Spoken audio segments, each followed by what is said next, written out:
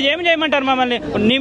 నువ్వేమో అరే నోటిఫికేషన్ వేస్తామో మమ్మల్ని నమ్మండి అని చెప్పినావు. ఇప్పుడు ఏమో నోటిఫికేషన్ ఏం లేవు. స్థానిక సంస్థల ఎన్నికలు కూడా వస్తున్నాయి.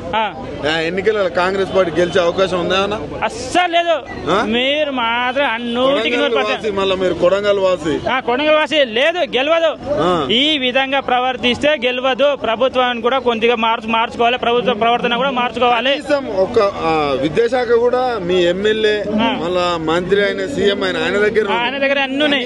నిరుద్యోగుల గురించి ఒక 0.5% అన్న పట్టించుకుంటున్నా. ఒక్క 0.5 పాయింట్ కూడా పట్టించుకోవట్లేదు.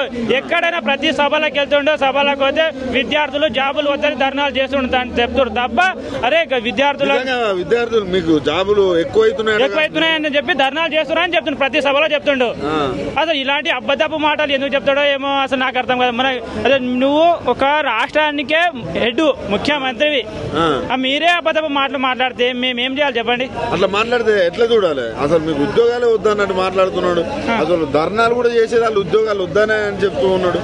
ఏం లేదు, మిమ్మల్ని దించడమే మా పని పెట్టుకుంటాం. ఇప్పుడు ఇట్లా చూడడం కాదు, అసలు ఆ స్థానంలో మిమ్మల్ని చూడొద్దు అంతే. ఇక అక్కడ నుంచి దించడమే పెద్ద పని పెట్టుకోవాలి తప్ప అక్కడ నుంచి చూడొద్దు ఇక. ఓకే.